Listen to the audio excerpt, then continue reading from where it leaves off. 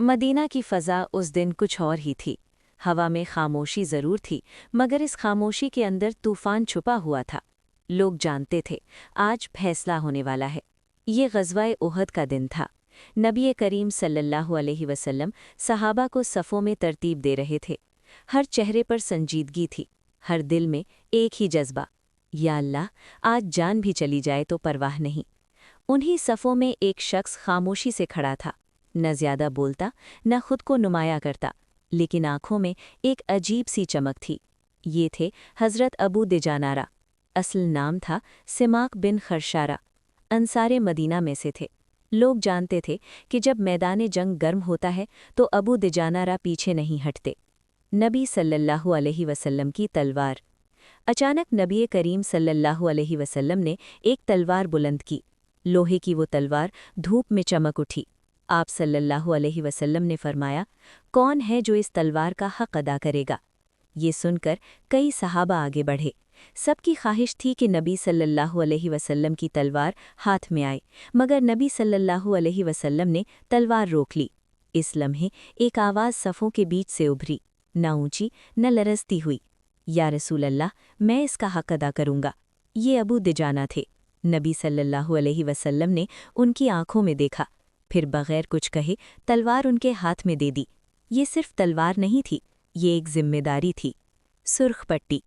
अबू दिजाना ने तलवार थामी और खामोशी से अपने सर पर एक सुर्ख पट्टी बांध ली।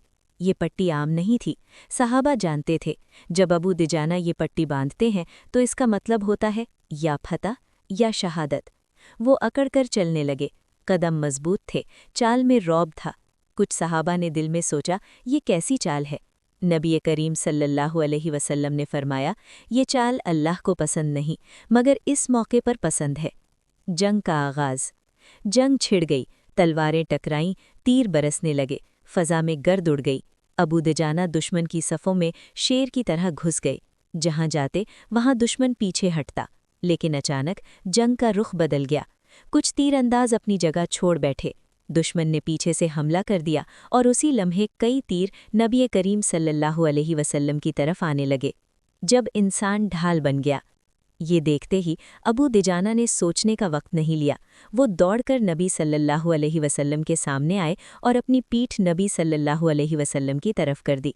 एक तीर आया, पीठ पे लगा, दूसरा आया, कंधे में पैवस्त हो गया, फिर तीसरा, फिर चौथा। तीर लगते जा रहे थे और अबू दिजाना खामोश खड़े थे। न चीख न आह, सिर्फ एक काम, नबी सल्लल्लाहु अलैहि वसल्लम को बचाना। सहाबा कहते हैं, हमने देखा अबू दिजाना की पीठ कांटों की तरह तीरों से भरी हुई थी, लेकिन वो हिले तक नहीं। क्यों? क्योंकि उनके दिल में एक ही ख्याल था, अगर आज कोई ज़ख्मी होगा तो मैं हूँगा, मोहम्मद सल्लल्लाहु अलैहि वसल्लम नहीं। ताकत के साथ रहम। जंग के दौरान एक मौका आया जब अबू दिजाना के सामने एक दुश्मन आ गया। वो लड़ रहा था, मुसलमानों को गालियां दे रहा था। अबू दिजाना ने तलवार उठाई, लेकिन अचानक रुक गए। वो दुश्मन एक औरत थी। अबू दिजाना ने तलवार नीचे कर दी, कहा, ये नबी सल्लल्लाहु अलैहि वसल्लम की तलवार है, मैं इसे किसी औरत के खून से नापाक नहीं करूँगा। ये था अबू दिजाना का इस्लाम, ताकत मगर अखलाक के साथ। जंग के बाद जंग खत्म हुई, मुसलमानों को नुकसान उठाना पड़ा, मगर ईमान सलामत रहा। अबू दिजाना ज़मीन पर बैठे थे, जिस्म ज़ख्मों से चूर था। नबी करीम सल्लल्लाहु अलैहि वसल्लम उनके करीब आए, उनकी पीठ देखी और मुस्कुराए। वो मुस्कुराहट दुनिया की हर कामयाबी से बड़ी थी। ये उस शख्स के लिए थी जिसने अपने जिस्म को रसूल सल्लल्लाहु अलैहि वसल्लम की ढाल बना दिया था।